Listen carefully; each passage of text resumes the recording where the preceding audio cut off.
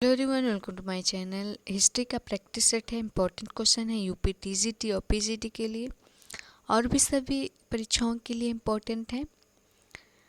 और ये previous year के क्वेश्चन है, इसलिए मोस्ट इम्पॉर्टेंट है।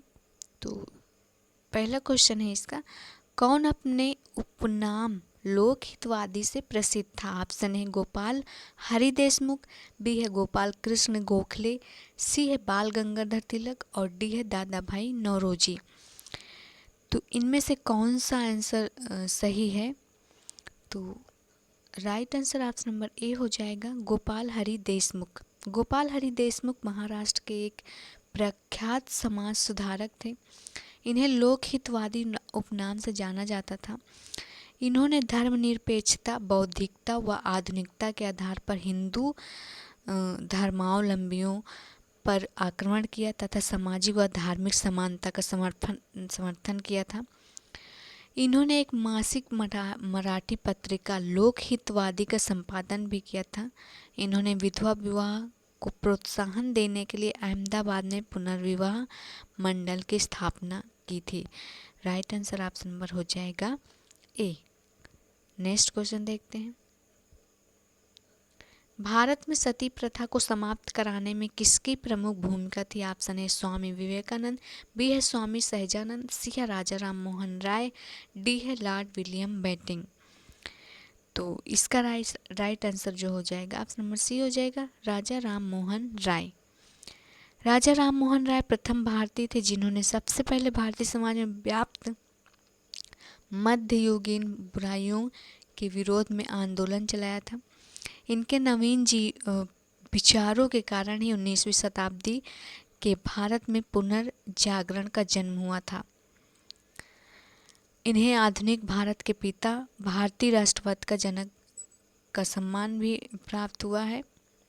इन्होंने 1829 ईस्वी में भारत के गवर्नर जनरल बेंटिंक द्वारा सती प्रथा को प्रतिबंधित करने के लिए लाए गए कानूनों को लागू करवाने में सरकार की मदद की थी, जिनमें से थी मूर्ति पूजा, बाल विवाह, वेश्यागमन, जातिवाद और प्रथाओं का भी विरोध किया था। राइट आंसर ऑप्शन नंबर हो जाएगा सी। नेक्स्ट, 1791 ईस्वी में वाराणसी में किसने संस्कृत कॉलेज प्रारंभ किया था? ऑप्शन है डेविड हारे, बी है वारेन हेस्टिंग्स, बी है सी है जोनाथन डंकन और डी है विलियम जोन्स। तो इसका जो राइट आंसर हो जाएगा ऑप्शन नंबर सी हो जाएगा, जोनाथन डंकन।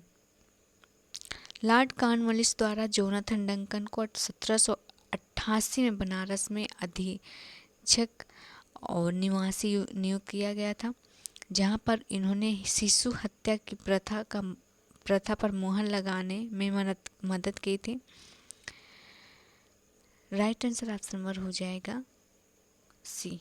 नेक्स्ट क्वेश्चन देखते हैं। आर्य समाज की स्थापना किसने की थी? ऑप्शन ए है लाला हरदयाल, बी है सी आर दास, सी है स्वामी दयानंद सरस्वती और डी है गोविंद बल्लभ पंत। तो इसका right answer option number C हो जाएगा, स्वामी दयानंद सरस्वती। आर्य समाज की स्थापना 10 अप्रैल 1875 में स्वामी दयानंद सरस्वती ने बम्बई में किया था। लाला हरदयाल ने 1913 में सैन फ्रांसिस्को में गदर पार्टी की स्थापना की थी। ये गदर पार्टी की स्थापना किए थे और ये आर्य समाज के स्थापना कब हुई थी? तो 10 अप्रैल 1875 को हुई थी। नेक्स्ट क्वेश्चन देखते हैं।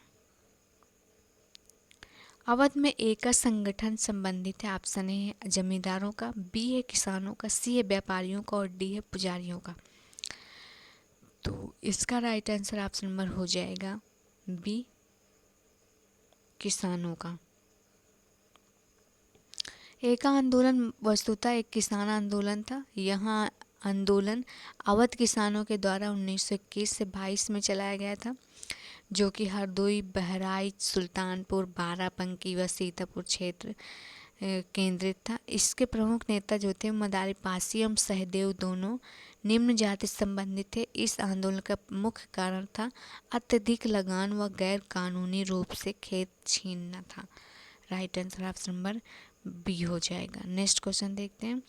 यूनाइटेड पैट्रियोटिक एसोसिएशन की स्थापना किसने की थी? ऑप्शन है सर सैयद अहमद खान, बी है गोपाल कृष्ण गोखले, सी है बाल गंगाधर तिलक और डी है Lala Lajpat Rai. Right answer option number A हो जाएगा सर सैयद अहमद खान। सर सैयद अहमद खान ने कांग्रेस की स्थापना के विरोध में 1888 ईस्वी में यूनाइटेड इंडियन पैट्रियोटिक एसोसिएशन की स्थापना की थी। सर सैयद ने अपने विचारों का प्रचार एक पत्रिका तहजीब उल अखलाक द्वारा किया था। Right answer option number A हो जाएगा। नेक्स्ट देखते हैं। पूरन चंद जोशी उत्तराखंड से वामपंथी नेता बाद में निम्नलिखित में से किस राजनीतिक दल के महासचिव बने थे? ऑप्शन है भारतीय कम्युनिस्ट पार्टी, बी है अखिल भारतीय फॉरवर्ड ब्लॉक और सी है रिवॉल्यूशन सोशलिस्ट पार्टी और डी है भारतीय कम्युनिस्ट पार्टी। तो इसमें से जो राइट आंसर हो जाएगा ऑप्शन नंबर डी हो जाएगा भारतीय कम्युनिस्ट पार्टी। पूरन चंद जोशी भारतीय कम्युनिस्ट आंदोलन के शुरुआती नेताओं में से एक थे। वह 1935 से 1947 ईस्वी तक भारतीय कम्युनिस्ट पार्टी के महासचिव रहे थे। फरवरी 1938 में भारतीय कम्युनिस्ट पार्टी ने बॉम्बे में पहला मुख्य पत्र नेशनल फ्रंट शुरू किया था, जिसके संस्थापक जो थे वो पीसी जोशी बने थे। राइट आंसर ऑप्शन नंबर हो जाएगा डी। नेक्स्ट देखते हैं। डोला पाल के आंदोलन का नायक कौन था? ऑप्शन है खुशीराम, बी है हरिप्रसाद टमटा, सी है सरस्वती टमटा और डी है जयाचंद भारती। तो इसमें से जो राइट आंसर हो जाएगा ऑप्शन नंबर हो जाएगा डी जयाचंद भारती। डोला पाल के आंदोलन उत्तराखंड के शिल्पकारों द्वारा हुआ था। इसका मुख्य उद्देश्य जो था वो सामाजिक व्यवस्था के विरुद्ध सवर्ण दूल्हों के समान स्थिति को प्राप्त करना था। शिल्पकारों की शादी पर डोला पालकी में बैठने का अधिकार नहीं था। 1930 के आसपास जयचंद भारती के नेतृत्व में शिल्पकारों को यह अधिकार प्राप्त हो गया था। तो राइट आंसर ऑप्शन नंबर हो जाएगा डी। नेक्स्ट क्वेश्चन देखते हैं। निम्नलिखित में से किस अधिनियम द्वारा भारत में मुस्लिमों के लिए अलग निर्वाचन प्रस्तावित किया गया था? ऑप्शन है 1935, बी 1919, सी है 1909 और डी है 1861। तो इनमें से कौन सा राइट आंसर हो जाएगा? इनमें से जो राइट आंसर हो जाएगा ऑप्शन नंबर सी हो जाएगा 1919। 1919 के भारतीय परिषद एक्ट मार्टले मिंटो सुधार जिसे कहा जाता है, उसके तहत भारत में मुस्लिमों के लिए अलग निर्वाचन प्रस्तावित किया गया था। दूसरा है भारतीयों को विधि निर्माण तथा प्रशासन दोनों में प्रतिनिधित्व प्रदान किया गया था। और है एक इसके द्वारा बजट के साथ ही पूरक प्रश्न पूछने का अधिकार मिला। यद्यपि मत देने का अधिकार अभी नहीं मिला था, लेकिन स्थानीय निकायों के लिए वे धन की मांग कर सकते थे। तो right answer option number C हो जाएगा। नेक्स्ट क्वेश्चन देखते हैं। भारतीय सिविल सेवा उत्तीर्ण करने वाले पहले भारतीय कौन थे? ऑप्शन है सत्येंद्र नाथ ठाकुर, बी है सुभाष चंद्र बोस, सी है रविंद्र नाथ ठाकुर और डी है तेज बहादुर।